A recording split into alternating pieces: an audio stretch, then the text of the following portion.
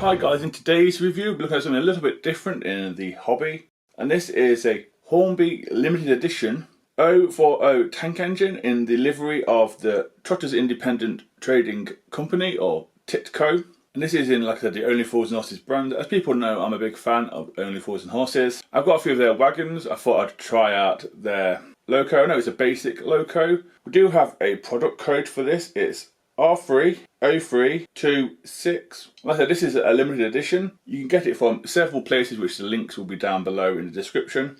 I got mine from the official Del Boy online shop, and I paid £58 for this, which I don't mind paying that for something that's a limited edition and something that I like. So let's get into the review and see what it's all about, shall we?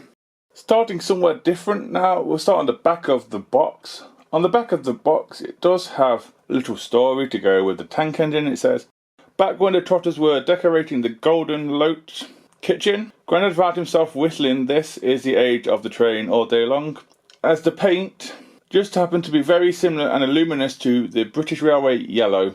Now, with this vintage BR tank engine, done up in the TITCO livery, or the Trotters Independent Company livery, Peckham's finest family have finally taken to their first pucker step, shunting into the age of the train. Moving on to the details you do get a few details to add on this basic railroad locomotive, and that is what I like to call Bill and Ben, which is the fireman and driver. We also get some air pipes or vacuum pipes on the sprue. We also get an instruction with the basic information on telling you about the locomotive, how to make it DC ready and all that sort of good stuff, how to run it in, how to remove body, maintenance, and TV possessors as well as some other things as well in there. It's quite basic, but it's handy for beginners. As we move now on to the front of this fine looking locomotive in this livery, this is a basic railroad locomotive. The tooling for this has been around probably from the 70s. We do have a big decoupling. Again, doesn't bother me. You can get kits to change that if you really wanted to, but for a basic locomotive it does the job. We have black plastic buffers, not sprung, but the black. We also have a maroon or red colour buffer beam and housing. It's all one piece of moulding, but it's quite good. We have a few rivets on there as well. We also have, which looks like to be a chain link and a hook moulded on as well. Not painted different colours, just the same colour. As far as I can see, there's no lamp on it as we move on up or anything like that. We do have a black going on, which is quite nice. We also have the smoke box door and rivets and hinges. They're in black, nothing's painted or separately. The door doesn't open. I believe we have a moulded on handrail at the top too, and then we have the chimney as well. As we now do a look at the side of this locomotive, both sides are exactly the same, this being a railroad locomotive, and it's quite basic. At the front where the chimney is, it is in black as you can see, which is great. The splashes are in the Trotter Independent yellow, so are the tanks as well. We do have some fine tampo printed on the tanks, which did surprise me, which is the Trotters Independent Trading Co., New York, Paris and Peckham, or the TITCO as it's named on the box. That is crisply printed and it is nice. It does represent the Only Fools branding pretty well. The wheel configuration for this small locomotive is a 040.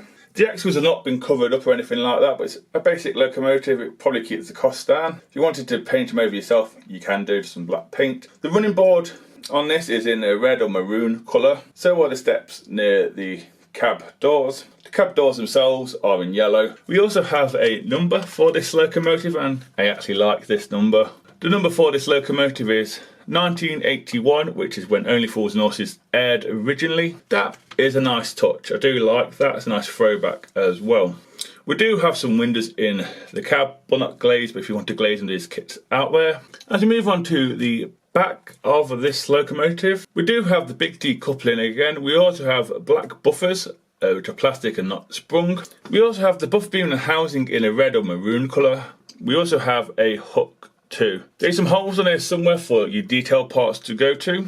As we move on up, again it's in the yellow of the Trotter Independent Trading Company, or TIT Company. We have a hole in the centre there, that is to help you get the shell off the chassis. It does the job. In the centre we have the light.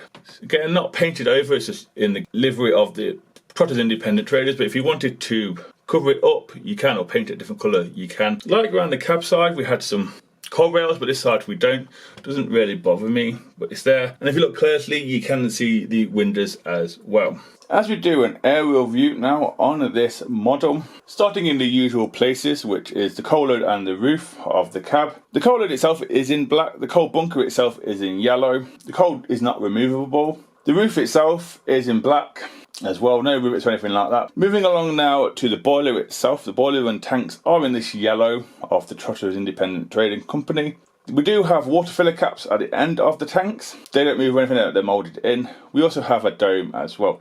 There's no markings on the boiler for any boiler banding at all. It possibly could have done with some black boiler banding, if I'm honest, only my opinion. And then we get to the end, which has the chimney and the buffers. Again, the chassis and the shell is plastic, but the wheels are metal. And finally, as we do an underneath look now at the chassis, at both ends you can see the big decoupling. You can also see at the front a screw to hold in the shell, I believe. As we move along to the centre, you can also see the BBC logo printed on there, because Only Fools is part of BBC.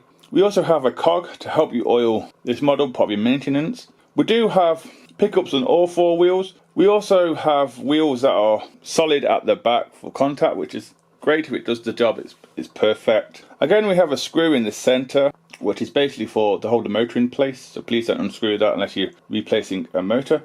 Next to that, we have Made in China and Hornby, and do not put this in the bin, as that's what it says. And then we have the European stuff at the end. As you can tell by all the wheels, like I said, they are metal, and we have metal rods as well. This should be an easy maintained locomotive for anybody. So yeah guys, that's it on the track. So next up will be the usual, points test. There's no point me doing second radius test because it's so small it will do first radius. So I'm just going to do points test. I do have a feeling this might get stuck on a few points, but here goes, let's find out, shall we?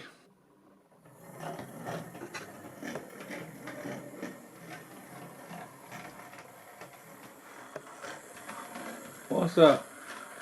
25?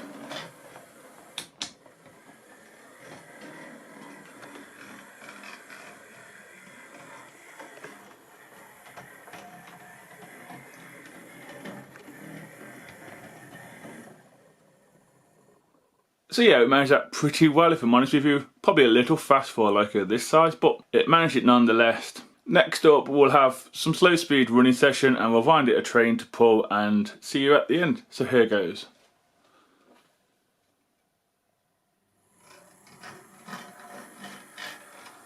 Again, not too bad, 30.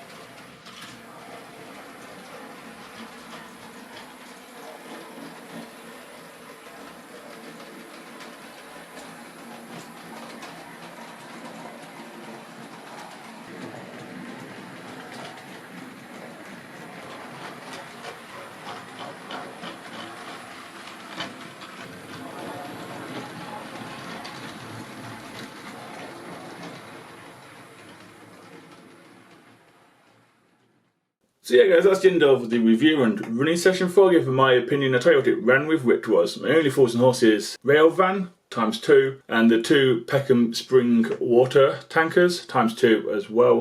And then finally we have a Southern pre-grouping guards van at the end.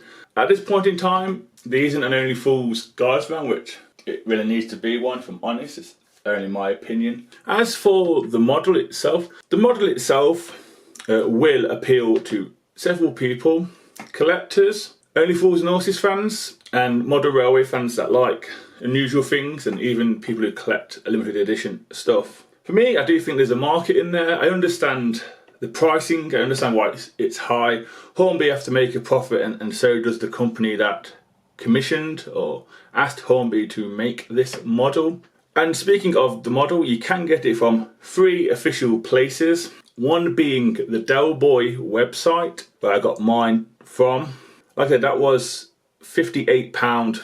I think it's £3 postage as well. You can also get it from eBay, and I think the eBay one's around more of the £60 mark, a little bit dearer on eBay because of the fees, I believe, for selling. And we also get it from Amazon. Again, it's around the £60 mark, again, I believe, from fees. From speaking to the company, or the guy who runs the company, that's what he told me. And that seems fair enough. I knew it was going to be a highish price for this anyway, especially the way Hornby do the Beatles stuff. It's 10% extra for a Beatles livery. You won't be able to get these from Hornby, just them 3 places. The links will be down below if you're interested in buying one or just looking at it really. For me, like I said, I'm a big Only Fools and Horses fans. It was really a must, even if the price was what it is, but I don't mind paying that for a limited edition item. Like I said, there's nothing wrong in this model. It runs perfectly well. It can do slow speeds. It does stutter over points, if I'm honest with my points anyway, simply because it's short wheelbase and the pickups don't seem to be that big. It could do with a wagon with some wires in and more pickups. Maybe that's a project for the future. Who knows? I understand this isn't everyone's cup of tea, this model.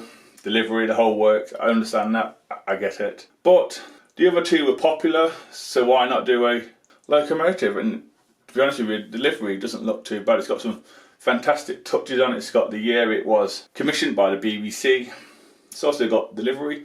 Yeah, like I said, and the detail bit, it could have done with some boiler banding lining, even if it's plain black. But if it's to keep costs down, it's okay with me. So that's my opinion or review on this limited edition Hornby Only Fools and Horses Loco. I hope you enjoyed the review. Sorry it wasn't much, and hopefully I will see you in the next one. So please take care and goodbye.